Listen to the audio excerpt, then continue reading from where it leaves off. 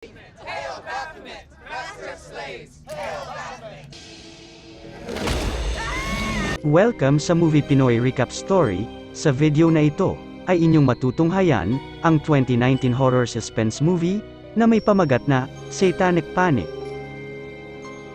Nagsimula ang istorya kung saan ang babaeng nagngangalang Judy ay nahuli ng hindi kilalang tao na may kasama siyang lalaki sa kwarto.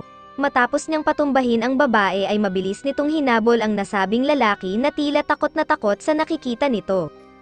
Samantala, sa isang pizza restaurant makikita ang isang bagong delivery woman na si Sam. Habang naghihintay sila ng mga katrabaho niya sa labas ay tinawag siya ng kanilang boss upang utusan na mag-deliver sa isang mahirap na bayan. Nang makarating sa lugar ay sobrang nahirapan ang babaeng rider dahil sa kabila ng madami niyang dineliver sa lugar at wala siyang nakuhang tip ay nagawa pa siyang utusan ng mga customer nila na labas na sa kanyang trabaho bilang delivery rider.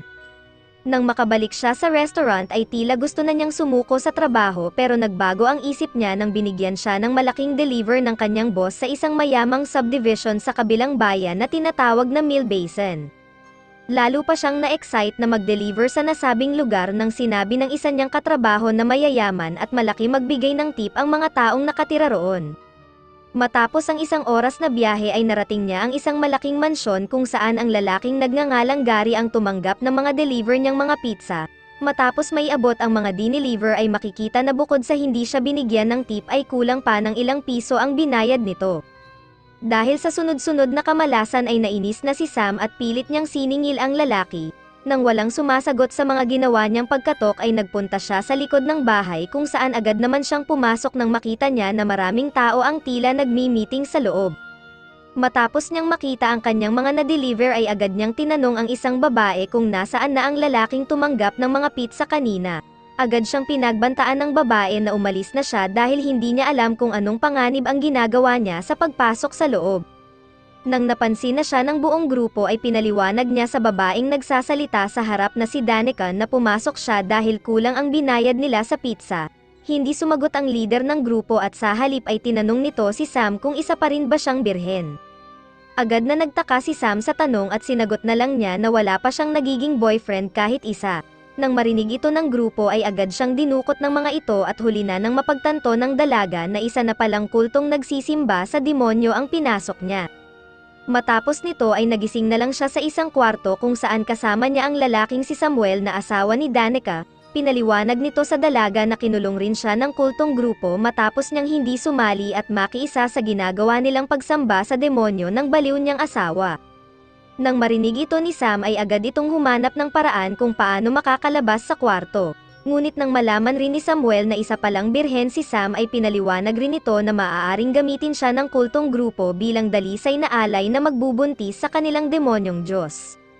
Kaya upang iligtas siya sa kapalarang ito ay inalok siya ni Samuel na magpatalpak sa kanya nang sa gayon ay hindi na siya magamit pa bilang isang dalisay na alay. Agad na tumutol si Sam sa balak nito at mabilis siyang umiwas sa lalaki. Nang nagawa siya nitong mapabagsak sa sahig ay biglang nakatanggap ng tawag si Sam sa kanyang cellphone. Ginamit ni Sam ang pagkakataon upang suntukin ng ilang beses sa mukha ang lalaki. Matapos niyang makawala ay agad niya ring kinuha ang cellphone upang humingi ng tulong. Pero napahinto na lang si Sam nang makita na tinututukan na siya ng baril ni Samuel. Nagmakaawa pa ang dalaga ngunit makikita na desidido na ang baliw na lalaki na iputok ang baril. Sa kabutihang palad sa hindi malamang dahilan ay tila nagloko ang gamit nito at nang sinuri ito ni Samuel ay aksidente niyang tinamaan ang sarili. Sa kabilang eksena, makikita na naghahanda na ang grupo sa nasabing ritual. Matapos nito ay pumunta rin sila sa kwarto upang kuhanin na ang dalaga ngunit nakatakas na ito at natagpuan na lang nila si Samuel na nagmamakaawang tulungan siya. Ngunit sa halip na tulungan ay kinuha pa ng asawa niyang si Danica ang kanyang isang laman loob at inutusan ng isa nitong tagasunod na ihanda ito sa ritual. Kasabay nito ay makikita na tumatakbo sa gitna ng daan ang takot na si Sam at nagmadali rin siyang humingi ng tulong sa isang pinakamalapit na bahay sa lugar. Agad siyang pinapasok ng babaeng si Kristen. Nang maipaliwanag ni Sam ang mga nangyari ay hiniling niya na tumawag sila sa pulis ngunit tila nagbibingi-bingihan ang babae sa mga sinasabi niya.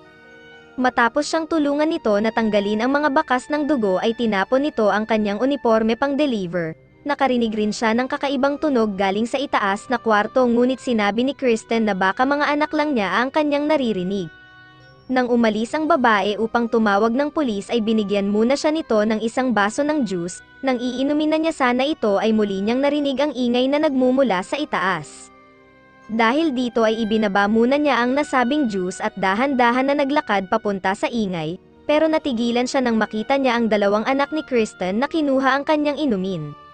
Makalipas ang ilang sandali ay bumalik na si Kristen dala ang isang jacket at sinabi rin nito na paparating na ang mga pulis. Sa ilang saglit ay narinig nila ang sigaw ng anak niya kaya agad silang pumunta sa sala na kung saan makikita na nakatulog bigla ang isa sa mga ito. Dahil dito ay napagtanto ni Sam na nilagyan ito ng pampatulog ni Kristen at maaaring kasapi rin ito ng nasabing grupo ng mga satanista kanina. Nang mahalata ng babae na alam na ni Sam ang totoo ay mabilis niyang inatake ito gamit ang isang taser pang kuryente. Lumitaw rin bigla ang kapatid nitong si Michelle na may dalang malaking drill. Agad na ginamit ni Sam ang hawak niyang jacket pang salag sa nasabing armas dahilan upang tumama at maipit ito sa hagdan. Pagkatapos nito ay mabilis siyang sinakal ni Kristen, pero agad na lumaban si Sam at buong lakas niyang sinuntok at tinulak ang babae na sumakto namang tumama ito sa drill na gamit ng kapatid niyang si Michelle. Dahil sa nangyaring ito ay sumabog sa galit ang babae at agad niyang inatake ang dalaga. Ngunit bumaon lang sa pader ang drill at aksidenteng tinamaan nito ang linya ng kuryente na agad namang tumapos sa kanya. Matapos ang mga nangyari ay may narinig siya sa kwarto na humihingi ng tulong. Pagbukas niya ng pinto ay bumungad sa kanya ang nakagapos sa kama na babaeng si Judy. Matapos niya itong tulungan ay agad siyang inaya nito na umalis na sa bahay bago pa sila matunton ng iba pang miyembro ng mga satanistang grupo. Bago tuluyang makaalis ay nakakita si Sam ng isang babae sa balcony ng bahay. Nang makarating na ang nasabing grupo sa bahay ay natagpuan nila ang sinapit ng magkapatid sa loob, kasabay nito ay nagpunta sila Sam sa isang bahay na pagmamay-ari nila Judy. Pagkapasok sa loob ay agad na pinaliwanag ni Judy na siya ay nag-iisang anak ng nasabing pinuno ng kultong si Danica. Sinabi din ito na binalak siyang patayin ng sarili niyang ina matapos niyang suwayin ito sa utos na huwag makipagrelasyon sa isang lalaki. Lumalabas na si Judy pala ang dapat na iaalay nila sa demonyo sa gabing ito pero dahil hindi na siya isang birhen matapos niyang makipagrelasyon sa lalaki ay si Sam na ang pumalit sa kapalaran niya. Habang patuloy na nag-uusap ay bigla na lang lumuha ng dugo si Judy, agad na napagtanto ng babae na kagagawan ito ng kultong grupo kaya agad niyang inutusan si Sam na kumuha ng panulat. Matapos magtanggal ng damit ay sinabihan niya si Sam na para makontra ang nasabing pangkukulam ay kailangan nitong isulat sa buo niyang katawan ang mga sasabihin niyang dasal. Pero habang sinusulat ni Sam ang mga nasabing dasal ay bigla na lang lumabas sa bibig ni Judy ang mga hindi mabilang na bulate. Makikita rin sa kabilang eksena na patuloy lang sa ginagawang pagkukulam ang nasabing kultong grupo. Di nagtagal ay lumabas sa kamay at mukha ni Judy ang mga karayom na ginagamit sa manika, lumabas din sa bibig ng babae ang isang makapal na hibla ng mga buhok. Natapos lang ang nasabing pagdurusa ng makumpleto na ni Sam ang lahat ng dasal na sinulat nito sa buong katawan ni Judy, dahil dito ay lalong nanggigil sa galit ang grupo ng mga satanista. Sa hindi inaasahan ay dumating si Duncan na katrabaho ni Sam sa restaurant upang alamin sana kung bakit hindi na nakabalik pa si Sam matapos niyang mag-deliver sa lugar na ito. Agad naman siyang pinapasok ng pinuno ng grupo at matapos paupuin ay nagtaka agad si Duncan kung bakit hindi na niya maigalaw ang katawan niya. Hindi nagtagal ay lumabas sa bibig nito ang sarili nitong mga bituka at sa hindi malaman na pamamaraan ay tila nalaman na ng pinuno kung saan nagtatago sila Sam ngayon.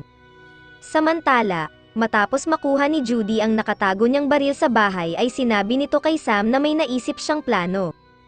Tinawagan ni Judy ang grupo at sinabi niyang gusto na niyang muling bumalik sa grupo kapalit ng pagsuplong niya sa babaeng alay na si Sam. Dahil dito ay agad na pumunta ang grupo sa nasabing bahay ngunit pagkarating nila sa loob ay naisahan sila ng dalawang babae at tinapos ang ilan nilang kasama ng mga trap na nasa bahay. Kasabay nito ay makikita na tumatakbo sila Sam sa kakahuyan. Hindi naging madali ang ginawa nilang pagtakas lalo pa nang makuha si Sam ng isang halimaw na puno. Matapos itong barilin ni Judy ay nakasalubong naman niya ang kanyang ina na si Danica. Mabilis nilang tinutukan ito ng baril ngunit wala silang nagawa sa kakaibang abilidad nito at nagising na lang sila na nakagapos na at nakabihis sa kasuotang pang-alay sa isang altar.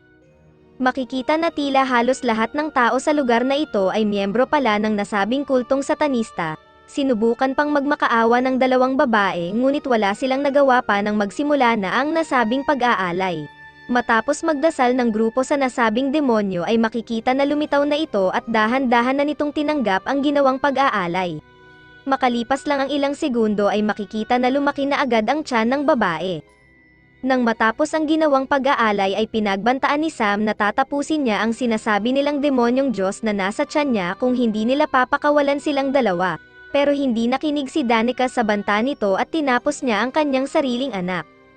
Lubhang nanlumo si Sam sa mga nangyayari at tila wala na siyang nagawa pa kung hindi tanggapin na lang ang kanyang kapalaran.